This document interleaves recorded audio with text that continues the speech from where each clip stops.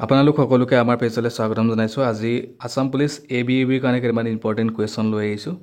প্ৰথম কুৱেশ্যনটোত আছে which country has the largest army in the world. পৃথিৱীৰ সৰ্ববৃহৎ সৈন্য কোনখন দেশত আছে?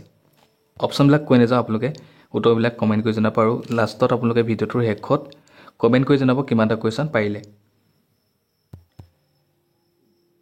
শুদ্ধ উত্তৰটো হৈছে option number C2 China.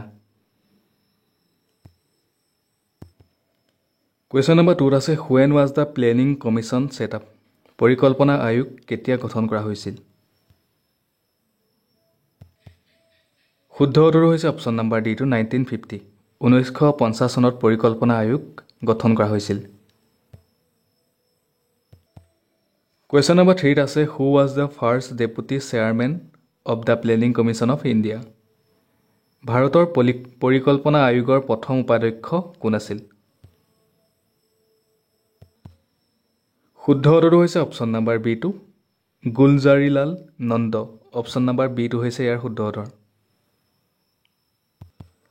Question number 4 আছে গড়দৌল ইজ লোকেটেড ইন। গড়দৌল ক'ত অৱস্থিত? ইয়াৰ শুদ্ধ উত্তৰটো হৈছে অপশ্যন নম্বৰ B2 তেজপুৰত অৱস্থিত। Question number 5 during freedom struggle the মৃত্যু বাহিনী ৱাজ ফৰ্ম বাই। স্বাধীনতা সংগ্ৰামৰ সময়ত মৃত্যু বাহিনী কোনে গঠন কৰিছিল? শুদ্ধ উত্তৰটো হৈছে option number B2 Pushpalata Das.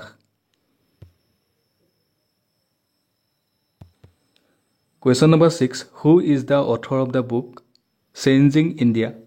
Changing India নামৰ কিতাপখনৰ লেখক কোন?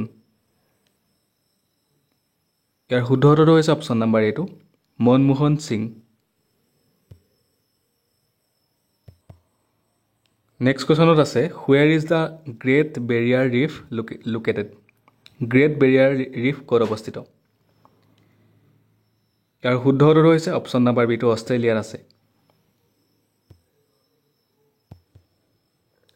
নেক্সট কুৱেশ্যনত আছে which country is called land of the thunder dragon. কোনখন দেশক land of the thunder dragon বুলি কোৱা হয়? শুদ্ধ উত্তৰটো হৈছে option number B2 Bhutan. Next কুৱেশ্যনত আছে Nayanmoni Saikia is related to which sport. Nayanmoni Saikia কোনবিধ খেলৰ সৈতে সম্পৰ্কিত?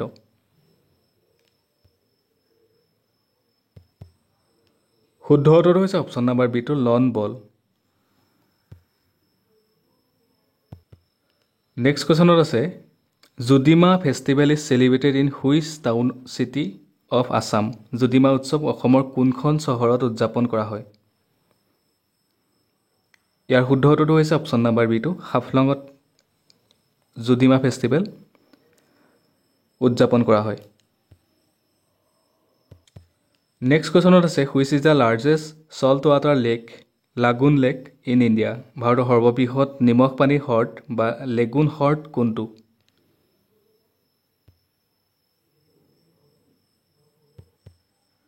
শুদ্ধ উত্তৰ option number D2 Chilka lake.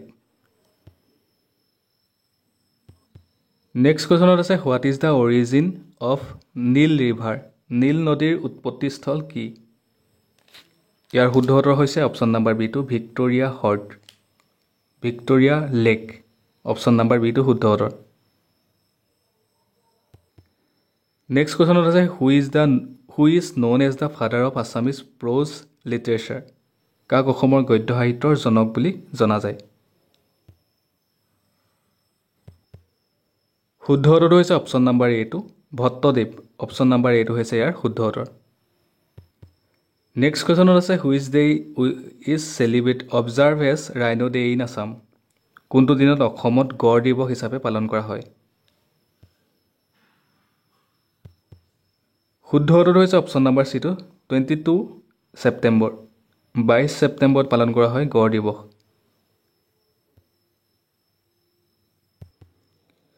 Next কুৱেশ্যনত আছে which one is the highest peak in Assam.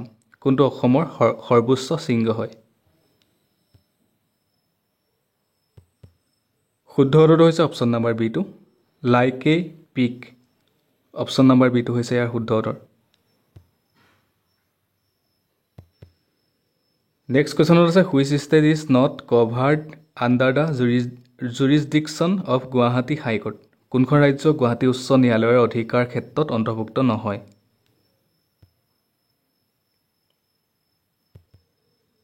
শুদ্ধ উত্তৰটো হৈছে option number C2 Tripura next কুৱেশ্যনত আছে who was the first chief justice of high court of Assam অসমৰ উচ্চ ন্যায়ালয়ৰ প্ৰথম মুখ্য ন্যায়াধীশ কোন আছিল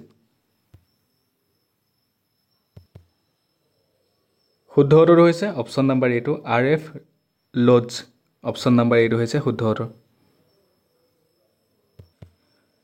নেক্সট কুৱেশ্যনত আছে who was the first Assamese chief justice of Guwahati high court Guwahati উচ্চ ন্যায়ালয়ৰ প্ৰথমগৰাকী অসমীয়া মুখ্য ন্যায়াধীশ কোন আছিল এইটো কুৱেশ্যনৰ উত্তৰ আপোনালোকে সকলোৱে কমেণ্ট কৰি জনাব ইয়ালৈকে যোনে ভিডিঅ'টো চাই আছে সকলোৱে কমেণ্ট কৰি জনাব ইয়াৰ শুদ্ধ উত্তৰটো হৈছে অপশ্যন নাম্বাৰ C2 হলিৰাম ডেকা ধন্যবাদ আজিৰ ভিডিঅ'ত কেইবাটাও কুৱেশ্যন আলোচনা কৰিলোঁ আপোনালোকে টোটেল কিমানটা কুৱেশ্যন পাৰিলে কমেণ্ট কৰি জনাব লগতে আপোনালোকে ভিডিঅ'টো সকলোকে শ্বেয়াৰ কৰি দিব আৰু যদি ফেচবুকত চাই আছে ফেচবুকৰ পেজটো ফ'ল' কৰি দিব যদি ইউটিউবত চাই আছে চেনেলটো ছাবস্ক্ৰাইব কৰি দিব ধন্যবাদ